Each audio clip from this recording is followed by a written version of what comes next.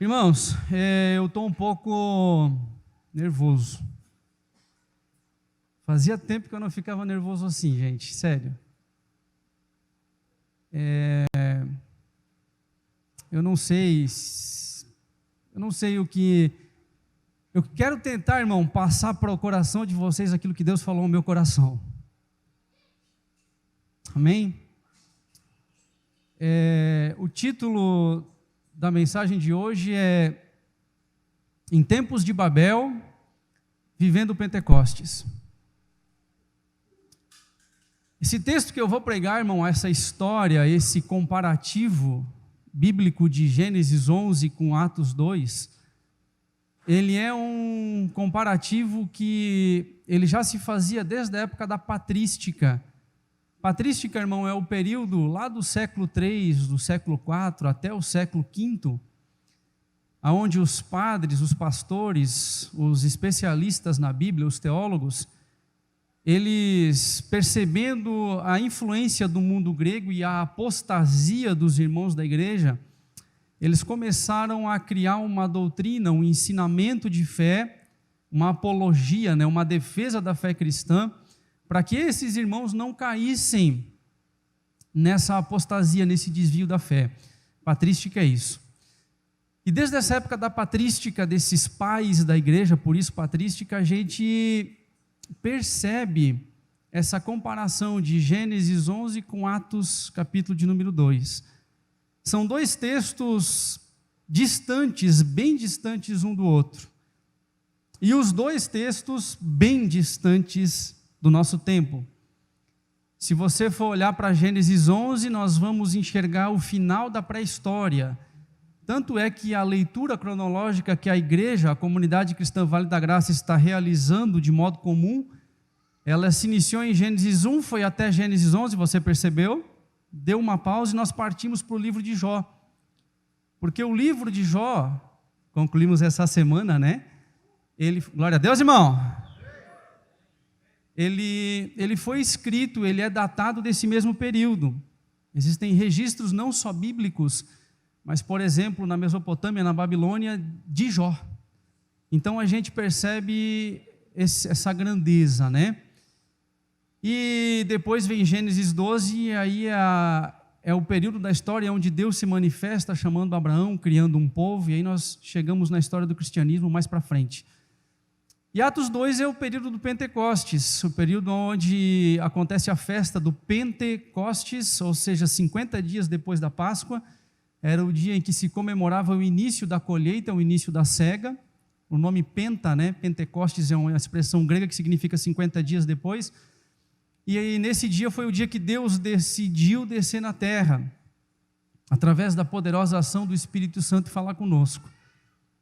Mas eu queria, de forma assim bem didática, de forma bem simples, a gente olhar para os textos de Gênesis 11 e logo depois olharmos para o texto de Atos 2. Então eu vou ler um versículo, irmão, eu vou tentar explicá-lo, para que você não se perca no meio da história e a gente entenda a história, para a gente conseguir entender aquilo que Deus quer falar conosco. Estão de acordo? Amém? Vamos para o texto de Gênesis 11, então. Se você tem Bíblia, abra ela. Pode ser a Bíblia do celular, irmão, não tem problema. É Bíblia do mesmo jeito, Diz assim o texto: Houve um tempo em que os habitantes do mundo falavam a mesma língua e usavam as mesmas palavras. Ao migrarem do leste, encontraram uma planície na terra da Babilônia, onde se estabeleceram. Eu quero fazer uma pausa aqui. Esse texto ele está falando da Mesopotâmia, da Babilônia, hoje onde fica o Kuwait, o Iraque, a Síria, sem o A atrás, Síria. É mais ou menos nessa região, é a região que também nós compreendemos que foi onde Deus colocou Adão e Eva para cultivarem o jardim do Éden. E quando nós olhamos para esse texto, o texto nos diz coisas preciosas. Nos diz que as pessoas do mundo falavam uma única língua, e que eles agora eles migraram do leste para uma planície na Babilônia. Essa terra, essa planície é chamada na Bíblia de Sinar. Se você olhar o capítulo antes, Gênesis 10 e o versículo 10, você vai perceber que teve um homem chamado Cuxi, e esse homem gerou um filho chamado Nimrod. Nimrod era um homem que talvez quando a gente vai ler o Gênesis 10, a gente vai perceber que parece que Deus não gosta muito dele, mas Deus, através do texto bíblico, o escritor mostra-nos que Deus tinha uma estima por Nimrod. Gênesis 10:10 vai dizer que Nimrod era um grande caçador diante de Deus. Naquela época, um grande caçador, irmão, não era um caçador esportivo, como nós conhecemos nos dias de hoje. Caça naqueles dias era um privilégio de poucos, porque a caça era não só caçar para dar subsistência à família, à cidade, ao povo, mas a caça também estava relacionada à proteção de uma cidade. Então, Nimrod, nesse sistema, nesse contexto, era um homem que era quase que o rei daquela região.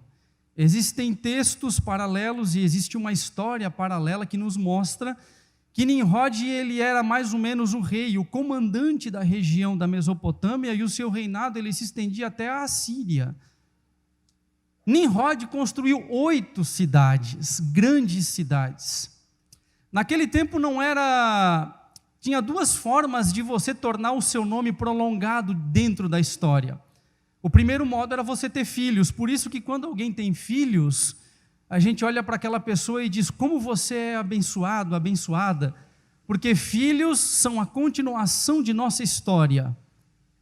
Quem vê o seu filho daqui a 10 anos, 15 anos, vai lá e vai dizer assim, filho de fulano, filho de ciclano, é ou não é? As pessoas me encontram na rua e dizem assim, filho do seu Nilo, né? Às vezes não sabe nem meu nome, mas sabe quem é meu pai. Ou seja, eu sou a continuação da história do meu pai e da minha mãe. Mas tinha uma outra forma, e a outra forma era você construir uma cidade e colocar naquela cidade o seu nome. Tanto que tem uma cidade chamada de Nimrud, né? Nimrod existia em homenagem a Nimrod. Hoje nós vemos algumas pessoas que são homenageadas nas cidades. Por exemplo, Florianópolis. A expressão polis do grego é cidade. Floriano, cidade de Floriano, Florianópolis. Nós temos aqui pertinho de Curitibanos, Brunópolis, cidade de Bruno. Ou seja, é um jeito de você tornar o teu nome famoso e fazer a continuação da sua história uma história existente. Então essas pessoas se localizavam nesse lugar. Quero que você olhe para o verso 3. Verso 3 diz assim, começaram a dizer uns aos outros, as pessoas, venham, vamos fazer tijolos e endurecê-los no fogo. E aí tem um abre parênteses. Quando a Bíblia tem um abre parênteses, significa que esse texto não está no original bíblico. É uma explicação para que nós possamos entender. E o autor diz assim, naquela região era costume, nós estamos falando de cultura, era costume usar tijolos em vez de pedras e betume em vez de argamassa. Deixa eu explicar para você. Você lembra que as pessoas saíram do leste e se estabeleceram na região da Babilônia? E quando eles estavam no leste, possivelmente talvez na Palestina ou no Egito, lá se usavam pedras. E eu quero que você imagine alguém construindo muro, cidade, torre, igreja, templo com pedra. A dificuldade na pré-história para você lapidar uma pedra não é a mesma facilidade que nós temos hoje. Então era muito complicado você ter o artefato, o instrumento ideal para que você pegasse uma pedra redonda, transformasse ela em quadrada para ir amontoando pedras. Porém, quando eles saem do leste e chegam na região da Babilônia, não tem pedra. E quando não tem, quando a gente vive no mundo da escassez, aliás, nós estamos vivendo no mundo da escassez, escassez de matéria-prima, escassez da fé, escassez de inteligência, escassez de tanta coisa, né? E quando eles chegam lá, já que não tem pedra, vamos fazer o quê? Trabalhar com o que tem. Tinha barro, com barro se faz tijolo. Era mais ou menos, irmão, como a Dunlop inventando o pneu. Era mais ou menos como Steve Jobs fazendo uma telinha que você possa deslizar o dedo. Era uma coisa assim fabulosa. E quando existe uma mudança de cultura, existe dentro disso uma nova cultura. E essa nova cultura é um pouquinho problemática, porque a gente acha que só por inventar algo a gente é maior do que os outros. Então essas pessoas descobriram o tijolo, irmão, não foi a cerâmica princesa ou a rainha, foi o pessoal lá na Babilônia. E agora eu quero que você pense eles construindo grandes cidades, muros fortificados, a construção era mais rápida, as coisas funcionavam de um jeito melhor, ou seja, todo mundo olhava para lá e queria copiá-los. Olhe para o verso 4. Verso 4 diz assim: depois disseram essas mesmas pessoas: venham, vamos construir uma cidade com uma torre que chegue até o céu, assim ficaremos famosos e não seremos espalhados pelo mundo. Irmão, por que isso tem tanto significado? Quando eles decidem construir uma cidade, o propósito de Deus sempre foi que nós, a partir do Jardim do Éden, edificássemos cidades onde nós pudéssemos se relacionar um com os outros e criar progresso. Até aí tudo bem. Construir torre também não era problema, porque uma cidade sem torre era uma cidade sem segurança. Sempre havia uma torre central que era a torre de vigia. E essa torre servia para que você percebesse os inimigos chegando em torno dos muros, ou seja, era extremamente necessário ter uma torre no meio de uma cidade. O problema é que tem um pequeno detalhe aqui, uma torre que chegue até o céu. As pessoas acreditavam que naquela época o céu ele podia ser atingido numa distância de mais ou menos 2 quilômetros, então ficava bem pertinho. Rapidinho você construiria uma torre que chegasse até o céu. O problema talvez não era só esse, o problema é essa ambição. O tijolo que foi inventado, que foi criado para substituir a pedra e criar abrigo para as pessoas morarem, agora estava entrando no coração humano e eles viram que não precisariam mais de Deus, ou melhor, eles até desconfiavam de Deus. Por quê, irmão? Porque se você for olhar para Gênesis capítulo 6, Deus decide destruir a humanidade com o dilúvio.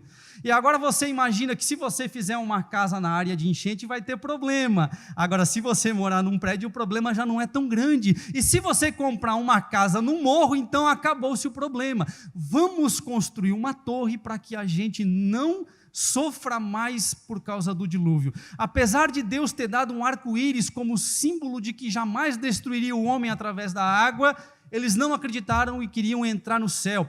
Interessante, irmão, o nosso grande desejo ainda é entrar no céu. A gente ainda tem um desejo de deixar de ser humano e ser anjo, de sair desse corpo, né, e entrar num mundo que talvez é um mundo que a gente vai se assustar um pouquinho quando Deus vai descer esse novo céu e nova terra. Mas esse texto, esse versículo 4, ele está falando de fama. E quando se fala de fama, irmão, a gente está falando justamente na ambição do culto. Quando muda a cultura, muda o culto, muda o jeito que a gente enxerga a vida. E esses homens agora perceberam que dominavam a fabricação de tijolos, podiam fazer o que queriam de edifícios. Vamos fazer uma torre que chegue até o céu, vamos entrar no céu. Já que Deus não fala conosco, nós vamos dominar o céu e agora Deus não manda mais na gente. Vamos chegar lá. E quando se muda isso, muda-se o jeito de cultuar, muda-se a ótica da vida. O homem fica soberbo e fica famoso. A palavra fama, irmão, na Bíblia, ela aparece no âmbito divino como glória, doxa. É quando as pessoas falam bem de Deus, glorificam a Deus. E esses homens queriam se sentir famosos como Deus é famoso. E agora percebam bem, além de fama, eles não queriam mais ser espalhados pelo mundo. Quando Deus deu a ordem lá no Jardim do Éden, irmão, Deus disse assim: Adão e Eva, vocês vão ter uma relação sexual, vão se multiplicar, vão crescer, vão cuidar do jardim e vão encher a terra. O processo aqui é um processo inverso. Vamos pegar e construir uma torre, todos vão ver quem é o dono da torre, vão se juntar em torno dela e a gente não vai se espalhar pela terra. Parece que é um plano diabólico, antidivino, é mais ou menos isso, irmão. Quantas vezes eu estudando esse texto, eu me parei sendo controlador de algumas situações, para que não fugisse do meu controle, mas a minha vida própria, um dia eu entreguei a Deus, e quando nós entregamos a nossa vida a Deus, irmão, ela foge de nosso controle. Tem coisas que nós não conseguimos conter, tem coisa que nós não conseguimos realizar, mas o realizar que seja para Deus e o que o conter seja o conter de Deus. Então aqui nós vemos um plano altamente diabólico, né? Um plano altamente audacioso. Olhe para o verso 5. O verso 5 diz assim: o Senhor, porém, desceu. É engraçado, Eu rio um pouquinho do texto, irmão, porque os homens queriam subir no céu, e agora Deus, de forma irônica, diz assim: desçamos à terra. É impressionante como Deus, muitas vezes, Ele usa os escritores para falar de um jeito que a gente para pensar no texto e começa a rir um pouquinho daquilo que está escrito. Diz assim: o Senhor, porém, desceu para ver a cidade e a torre que estavam construindo. Que interessante, né? Como a gente quer ir para o céu, mas se a gente for pensar, irmão, a ótica de Deus sempre foi habitar na terra entre os homens. Você já percebeu isso?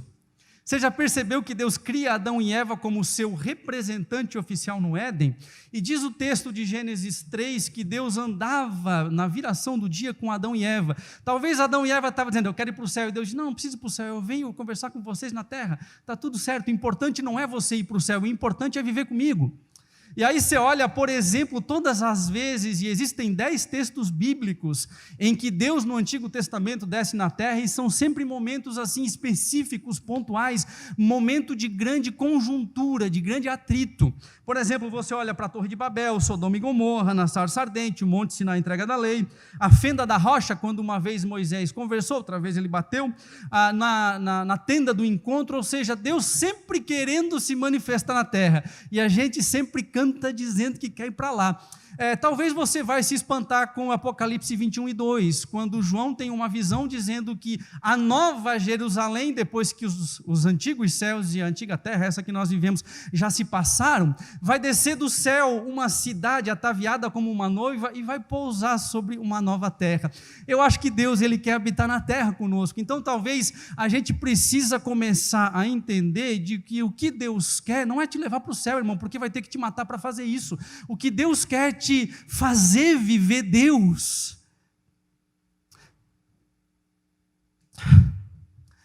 de forma profunda na terra. A habitação de Deus é a tua vida. A habitação do Espírito Santo é esse templo não formado por mãos humanas, mas onde Deus tem o prazer de habitar. Olhe para o verso de número 6. Diz assim o texto do verso 6. Vejam, disse o Senhor, todos se uniram e falam a mesma língua.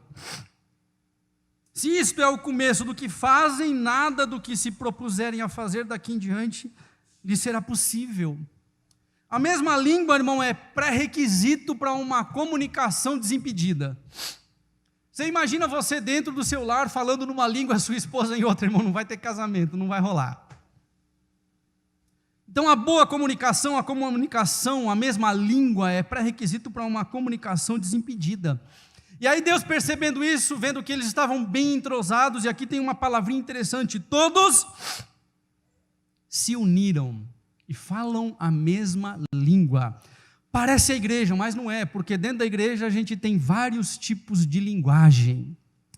A gente tem um que não gosta disso, um que não gosta daquele outro, um que gosta de Paulo, que não gosta de Pedro, que gosta do Boaz, que não gosta do Ivan, que gosta do Edilson, que detesta o Jacir, que não gosta da música, que gosta de música, que é contra a contribuição, que é a favor da contribuição. A gente parece uma bagunça depois que Deus confunde as línguas. Isso aqui, irmão, realmente era uma união, eles tinham um propósito, falavam a mesma língua. E quando um homem ele tem um compromisso do homem somente para consigo mesmo, irmão, nada pode impedi-lo. É isso que Deus percebeu. Olha o que Deus diz no verso de número 7, ou melhor, o escritor. Diz assim o texto: venham, vamos descer e confundi-los com línguas diferentes, para que não consigam mais entender uns aos outros. Não é bem possível que não foi assim que Deus confundiu as línguas. É consenso de muitos escritores que essas 70 línguas que surgiram depois desse episódio, elas surgiram um tempo depois. Se nós formos ler esse versículo 7, a parte B dele de forma literal, nós teríamos que lê-lo da seguinte forma: para que um não ouça mais o outro. Eu vou repetir. Para que um não ouça mais o outro. Talvez quando Deus desceu, Ele talvez não deu línguas diferentes, talvez não, mas talvez Deus inibiu a qualidade da audição. Outro dia eu estava estudando a Bíblia com os meus filhos e nós líamos o livro de Provérbios, e quando chegou em Provérbios 18:13, eu me assustei. O texto de Provérbios 18:13 diz que aquele que fala enquanto o outro está falando é tolo, ele tem falta de entendimento. E eu olhei para os meninos e falei assim: filho, você tem quantas bocas? Uma só, pai. Quantas orelhas? 2. E eu perguntei: será para quê, né, meu filho? E mais do que rápido ele respondeu: para ouvir mais e falar menos. Como nós precisamos aprender. Irmão, quando Deus ele começa a colocar a incapacidade de escutar, Ele priva-nos o prazer de nos entender. Você entendeu o que eu disse? Quando a gente perde a capacidade de escutar, nós deixamos de nos entender. Talvez o que nós precisamos, irmãos, não é falarmos mais, escutarmos mais. Mas o detalhe é que durante a construção da torre, eles escutavam uns aos outros. Porque o texto que nós lemos anteriormente diz: venham, vamos construir uma torre. E eles falavam uns para os outros e eles começaram a construir a Torre de Babel. O detalhe é que quando eles perderam a audição, começou a haver divisão. O problema não foi ouvir o outro, talvez eles precisavam ter ouvido a Deus. Como nós somos carentes de ouvir a voz de Deus. Irmão, eu tenho um lugar na minha casa, eu não vou dizer qual é, mas que é o lugar que eu consigo ler em torno de um livro por mês, além dos outros horários que eu tiro para leitura. Eu estava sentado lendo um livro, eu fiz uma oração. Eu disse: Deus, dá para aplicar isso, nisso e nisso. E eu nunca mais tinha ouvido a voz de Deus como eu ouvi aquele dia. E Deus falou para mim assim: ou uma coisa ou outra, meu filho, te decide. Eu quase caí. Como é bom nós ouvirmos a voz clara de Deus. Mais do que isso, como é bom nós entendermos a voz de Deus. Termos a clareza de que é Deus que está falando. No mundo agitado como nós vivemos, cheio de perturbações, de mídia excessiva, de conteúdo que nos empurram goela abaixo, a minha pergunta é: será que nós conseguimos discernir, escutar, entender a voz de Deus? Nós precisamos refletir isso. Entender, irmão, não é somente entrar num ouvido e sair no outro. A ótica Bíblia, a ótica do entendimento, de que você entende realmente aquilo que você escuta, aquilo que entra nos seus ouvidos, é você estar tão perto de uma pessoa que você sente a vibração da alma. Essa é a definição. E eu poderia dizer com clareza: quem ouve, conhece. Sabe por que a gente toma uns sustos na vida com filho, com esposa, com esposo, com os pais, com os amigos? Talvez porque a gente não parou claramente para ouvir. Porque se você olhar de ótica clara e ter o discernimento, você está percebendo o caminho que está sendo desenhado. Pare para ouvir, irmão. Fale menos, ouça mais. E se possível, ouça a voz clara de Deus. Olhe para o verso de número 8. 8 e 9, nós partimos para Atos capítulo 2. Assim o Senhor os espalhou pelo mundo inteiro. Interessante. Eles estavam construindo uma torre para não ser espalhados, pois foi por causa da torre que eles foram espalhados. Irmão, deixa eu te falar uma coisa. Se você ainda não entendeu qual é o propósito, o projeto de Deus na sua vida, eu digo com clareza que você está sofrendo por causa disso. Você ainda não entendeu qual é o propósito de Deus, então você está sofrendo por causa disso. Sabe por quê? Porque Deus realiza o propósito na vida dos seus escolhidos do jeito que lhe bem apraz. Estar no centro da vontade de Deus é o melhor lugar que você pode estar. Quando você está no centro da vontade de Deus, você recebe a promessa que foi feita por Deus a Abraão: em ti serão benditas todas as famílias da terra. Ou seja, outras pessoas serão abençoadas através do propósito sendo executado, o propósito divino sendo executado em sua vida. Agora, quando você está fora do propósito divino, sofre você, sofre eu, nós sofremos.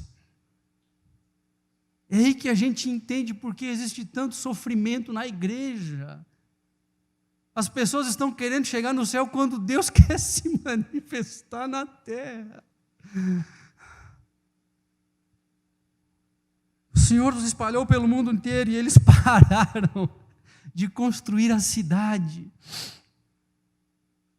Ele recebeu o nome de Babel, pois ali o Senhor confundiu as pessoas com línguas diferentes e as espalhou. A gente pode entender esse castigo de Deus de duas formas: como castigo e como bênção. Foi um castigo porque Deus acabou com o projeto humano. Foi uma bênção porque foi essa a forma de Deus manter a existência humana de forma saudável. Vamos para Atos capítulo 2. Abra sua Bíblia em Atos 2.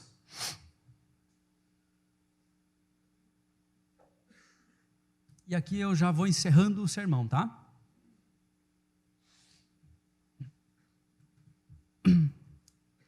Diz assim o texto: no dia de Pentecostes, estavam reunidos num só lugar. Perceba que não existe a palavra unidos, existe a palavra reunidos. Estar reunido é uma aglomeração de pessoas que nem sempre, aqui não é o caso, mas nem sempre tem a mesma ótica, o mesmo propósito. Unidos é você estar unido em propósito, em clareza, o foco é o mesmo. Reunidos é você estar junto. Aqui eu vejo a igreja, todos reunidos no mesmo lugar, logo depois do dia de Pentecostes. Agora, o que une esses discípulos é uma coisa só, uma promessa que foi deixada por Deus, através de seu Filho Jesus.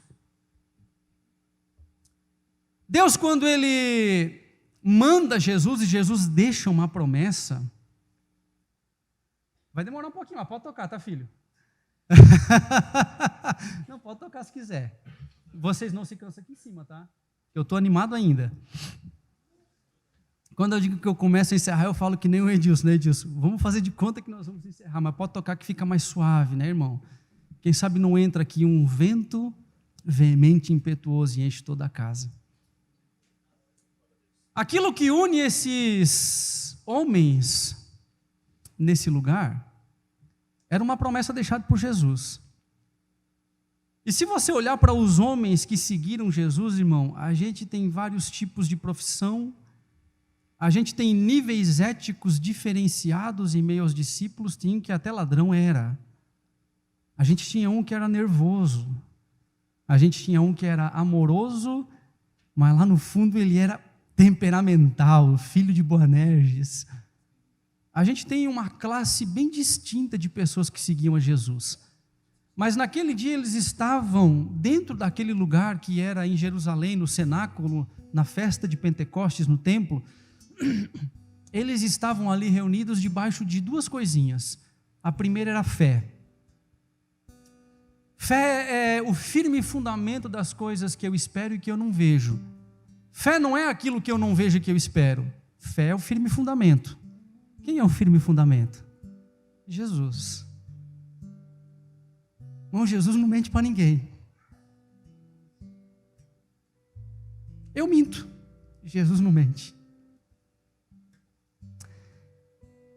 Jesus é a verdade personificada.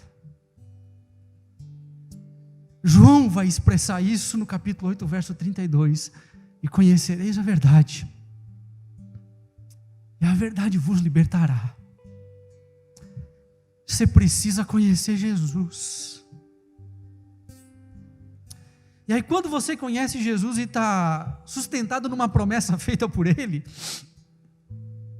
existe uma coisa que a gente faz: a gente se consagra, a gente se entrega. E aqueles homens ficaram 40 dias, 10 melhor dizendo, né? Eles ficaram 10 dias em fervente oração. E Jesus ficou 40 dias com eles, explicando a respeito das coisas do reino, e agora eles ficam 10 dias jejuando, orando e crendo, jejuando, orando e crendo, jejuando, orando e crendo. Mas chegou um momento em que eles estarem reunidos num só lugar. É bem interessante na minha ótica, irmão, que quando Deus quer reunir alguém em torno do propósito, Ele não segue uma cartilha religiosa. Não tem um roteiro a ser cumprido, sabe, Tiago? As melhores reuniões que eu participei, irmão, foram aquelas que a gente veio aqui orar na sexta-feira à noite, e que a gente estava de chinelo e bermuda, e que alguém em algum momento pegou um violão e começou a cantar uma música que estava no coração dele, e daqui a pouco o outro leu um texto que estava no seu coração. Sabe, irmão, Deus, Ele não pede licença para a gente para dizer assim, hierarquia da igreja, deixa eu falar. Deus não é dessas coisas, irmão. O corpo é dele, Ele faz o que quer, sabe? Não existe aqui no texto de Atos 2 vamos chegar até o céu. Não existe aqui uma pretensão, até porque não tinha capital pretensioso para se construir uma torre que chega até os céus. Pelo contrário, existia zombaria. Cadê o Jesus de vocês? Roubaram o corpo, né? Jesus havia sumido, então houve uma historinha lá que o corpo sumiu. Será que ressuscitou de verdade? E eles firmes no propósito. Olha para o verso 2. De repente, como demora-se tempo para construir um de repente no reino de Deus? De repente o menino explodiu em graça e conhecimento. Não, irmão, não foi de repente. Foi porque quando a gente não está vendo, ele está orando, está lendo. Nossa, de repente a gente viu que ele é um crente cheio de graça. Não, não foi de repente, irmão. Faz tempo que Deus está construindo ele. Faz tempo que Deus está lapidando, sabe, irmão? Faz tempo que Deus está vendo ele lá no secreto, onde ninguém vê. Para a gente é de repente, mas para Deus tem uma história, uma longa história. De repente veio do céu. Agora não são os homens que querem subir, mas Deus decide voluntariamente descer.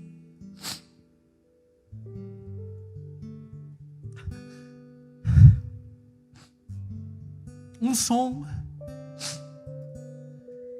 como de um vento, melhor, como de um poderoso vendaval, e encheu a casa onde estavam assentados. Deus desce, irmão, em meio a uma humanidade confusa. Deus desce na vida de um João amoroso, de um Pedro sanguíneo, de um Natanael que duvida. Deus desce no meio de 17 nações ali reunidas. Deus desce do jeito peculiar que Ele desce. Como a gente gostaria, né, irmão? Como eu gostaria de pregar sem chorar.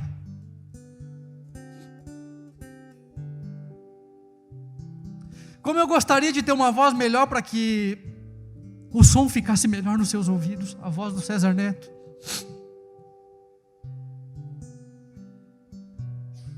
Mas Deus, Ele habita na peculiaridade de cada um.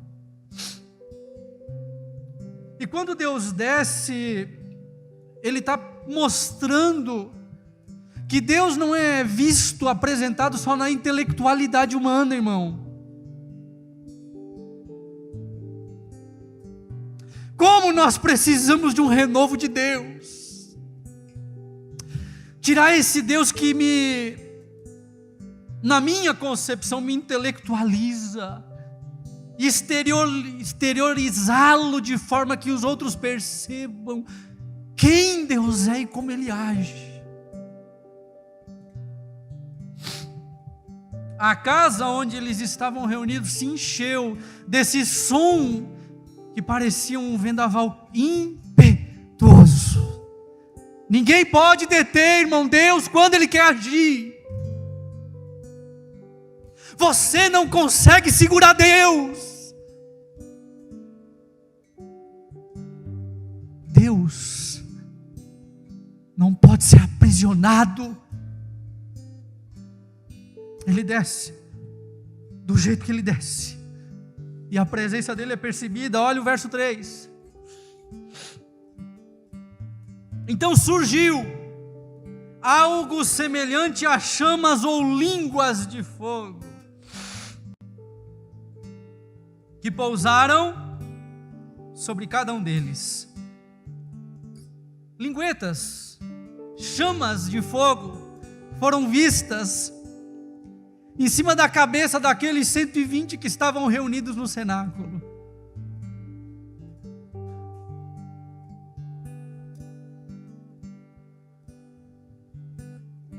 Chamas de fogo. Porque Deus se manifesta no fogo, né, irmão? Esse fogo que aquece, esse fogo que purifica, esse fogo que nos limpa de todo pecado, esse fogo que nos consome,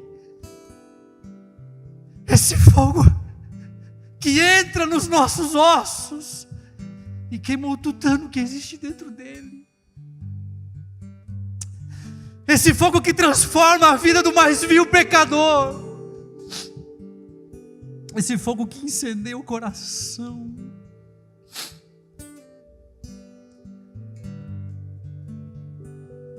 Olha o verso 4. O 5, o 6, o 7 e o 8 diz assim: todos ficaram cheios do Espírito Santo e começaram a falar em outras línguas conforme o Espírito Santo os habilitava. Eu vou ler de novo esse verso 4. Todos ficaram cheios do Espírito Santo e começaram a falar em outras línguas conforme o Espírito os habilitava. Não era uma habilidade do homem, era um dom do Espírito. Verso 5. Naquela época, judeus devotos de todas as nações viviam em Jerusalém. Escute isso agora. Quando ouviram o som das vozes, vieram correndo e ficaram espantados. Lembra da Torre de Babel? Deus confundiu as línguas, fez com que o povo não ouvisse mais, não entendesse mais uns ao outro. O que eles fizeram? Se dispersaram. Agora, numa ação divina, cada um ouviu a própria língua, a língua estranha, uma língua que eles não conheciam. E quando é uma ação divina, não existe espalhamento, mas existe ajuntamento. Eles vieram correndo e ficaram espantados. A palavra espantado aqui nesse texto, em muitas versões bíblicas, é a revelação da palavra confuso. Torre de Babel, confusão. Pois cada um deles ouvia em seu próprio idioma. Muitos admirados exclamavam: como é possível? Estes homens são todos galileus e, no entanto, cada um de nós os ouve falar em nosso próprio idioma. Analisando o que Deus fez, irmão, Deus tinha duas chances de fazer algo poderoso naquele dia, da minha ótica humana. Primeiro, era no meio daquelas 17 nações, derramar o Espírito Santo sobre os discípulos, como foi, e fazer com que eles falassem somente no hebraico, no aramaico ou no grego, só uma língua, e todos tivessem os ouvidos transformados para ouvir aquela língua. Primeira coisa. Só que nós teríamos um problema grave aqui. Como é que você espalha o evangelho numa só língua? Numa só cultura? A gente faz a mesma coisa, sabia? A gente vai evangelizar alguém e diz assim, agora você tem que botar o tênis que eu tenho, a calça que eu uso, a camiseta é desse jeitinho, tá? A gente não espera o Espírito Santo fazer uma transformação, né? A gente quer mudar o exterior antes que o Espírito Santo mude o interior. Aí a gente não cria seguidores de Jesus, a gente não discipula ninguém, a gente na verdade cria seguidores próprios. A gente cria no âmbito da igreja bons religiosos. A segunda opção é o Espírito Santo derramar o poder, usá-los em línguas estranhas e cada uma daquelas pessoas ouvir as grandezas de Deus na sua língua materna. Foi isso que o Espírito Santo fez. Sabe por quê? Porque Deus não é um Deus da nossa igreja. Deus é um Deus que hoje está no culto aqui, irmão, mas aqui na Barão do Rio Branco está no culto lá. Ali na Jorge Lacerda está no culto lá. Lá na Aristiliano Ramos ele está no culto lá. Aqui na cidade vizinha, o mesmo Deus que está aqui agora. Se o culto estiver acontecendo lá, Ele está lá. Aonde houver uma igreja que glorifica a Deus, louva as grandezas de Deus, contribui para que o reino de Deus se expanda, existe comunhão entre os irmãos, e o verdadeiro evangelho, o evangelho genuíno é pregado, ali Deus se manifesta. Irmão, a nossa concepção de Deus é muito pequena. É assustador. Deixa eu ler com você os últimos versos. Diz assim o verso 9. Estão aqui partos, medas, elamitas, habitantes da Mesopotâmia, da Judéia, da Capadócia, do Ponto, da província da Ásia, da Frígia, da Panfilha, do Egito e de regiões da Líbia próximas a Cirene, visitantes de Roma, tanto judeus como convertidos ao judaísmo, os prosélitos, cretenses e árabes, e todos nós ouvimos estas pessoas falarem em nossa própria língua sobre as coisas maravilhosas que Deus fez. Qual era o projeto em Babel? Se tornar famoso e não espalhar. Qual é o projeto em Pentecostes? Tornar Deus famoso e levar o evangelho para tudo que é canto. Está vendo como a gente é igrejeiro religioso? Está vendo como a gente ainda não entendeu qual é o propósito do evangelho? Aqui, gente, ninguém está aqui para dizer eu quero ser famoso. Se tá, irmão, não vai dar certo. Aqui a gente canta, louva sobre as grandezas de Deus. Verso 12, admirados e perplexos perguntavam uns aos outros, o que significa isso? A pergunta que eu quero deixar antes de eu começar a conclusão é, como é que nós chegaremos ao céu? A resposta é, atraindo Deus para a terra. Irmão, quando eu comecei a estudar isso aqui de forma mais clara,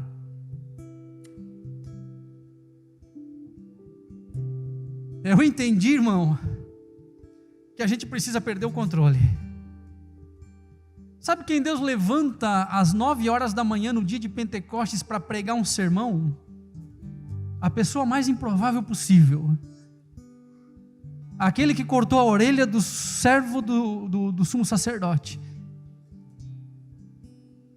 Eu fico imaginando Deus levantar Pedro, e quando ele se levanta para pregar no meio daquele alvoroço do Espírito, ele olha lá atrás, está o cara que teve a orelha decepada.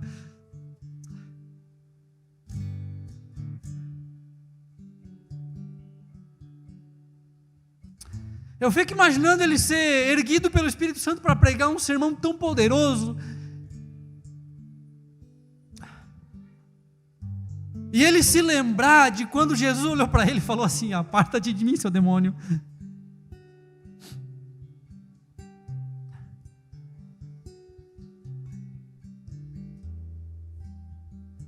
Foi Pedro, irmão, que levantou às 9 horas da manhã e falou de uma promessa antiga, muito antiga. E a promessa dizia: eis que derramarei o meu espírito sobre toda a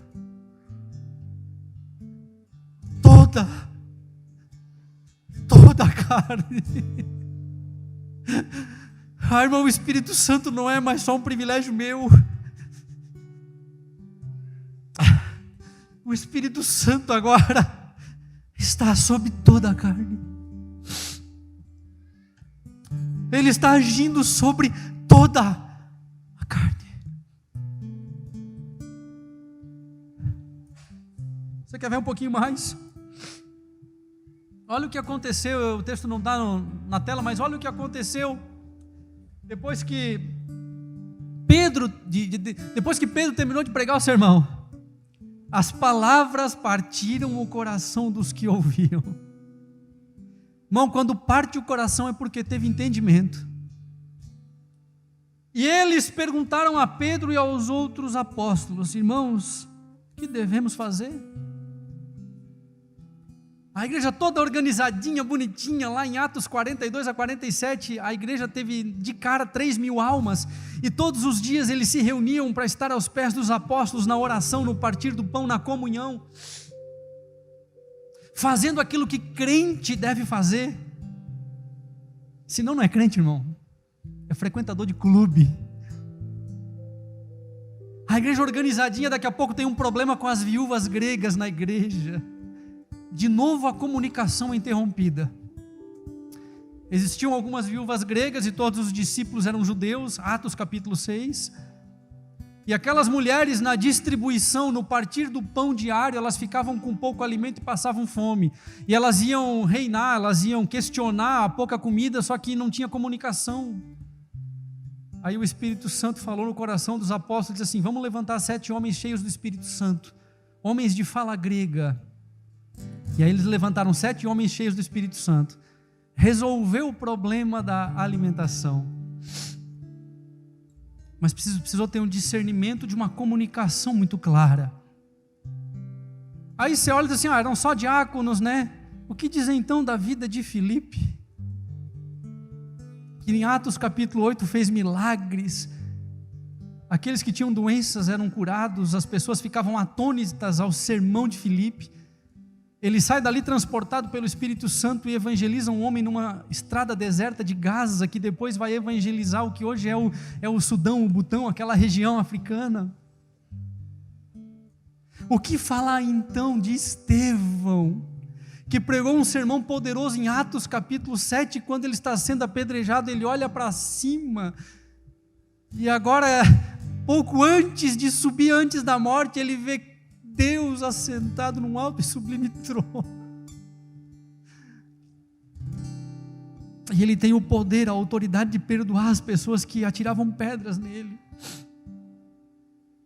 O que falar então de Paulo, irmão, que de perseguidor se torna perseguido, que quando está indo perseguir cristãos no caminho de Damasco, cai e fica 3 dias sem enxergar, até que um irmão que recebe a comunicação divina vai lá e ora por ele, ele abre os olhos, as escamas caem.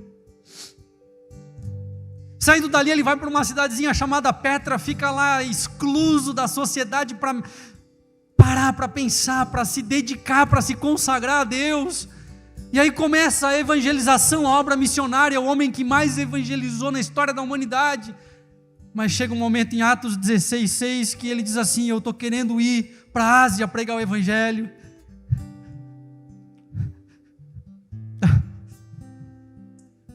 Se coloque de pé, irmão.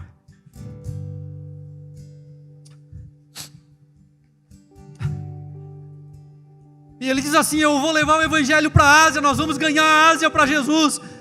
Aí sabe quem aparece, irmão? O Espírito Santo. E o Espírito Santo diz: para onde é que você quer ir? Ele diz: eu quero ir para a Ásia. E o Espírito Santo diz: você não vai para a Ásia. Mas espera aí, Paulo foi impedido pelo próprio Deus de fazer a obra de Deus? Foi. Pouco tempo depois de ser impedido de ir para a Ásia, ele recebe uma visão, onde aparecem homens, varões da Macedônia.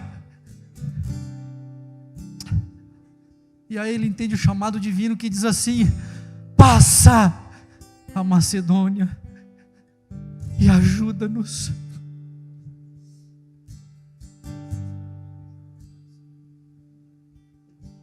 Eu estou envergonhado, irmão. Eu estou envergonhado porque eu ouço pouco a voz de vocês. Mas eu estou envergonhado porque eu ouço menos ainda, em tantos momentos, a voz do Espírito de Deus. Feche teus olhos.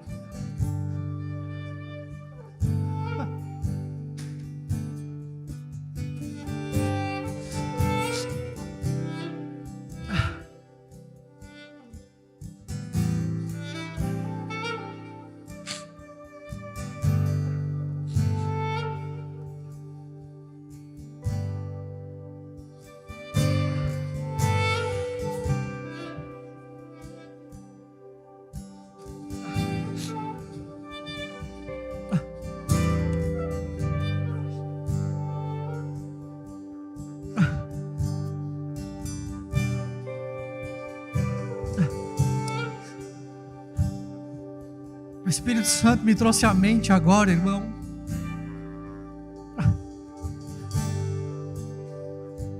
As palavras de Billy Graham, que talvez foi o maior evangelista do nosso século passado. Pouco antes de morrer, perguntaram para ele o que ele mudaria no seu ministério. E nós estamos falando do homem que foi o maior evangelista do século 20. Ele disse assim: se eu iniciasse meu ministério hoje, meu ministério de vida cristã, eu pregaria menos, eu leria mais a Bíblia e eu dobraria o tempo de oração.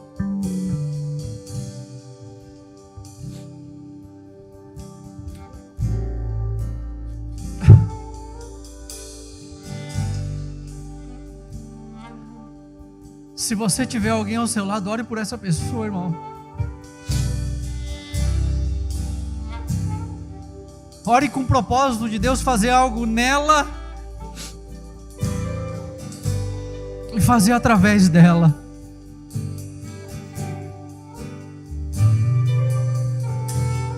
Ore para que esse vento,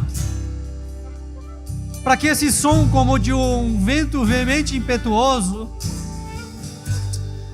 ele encha a vida desse irmão.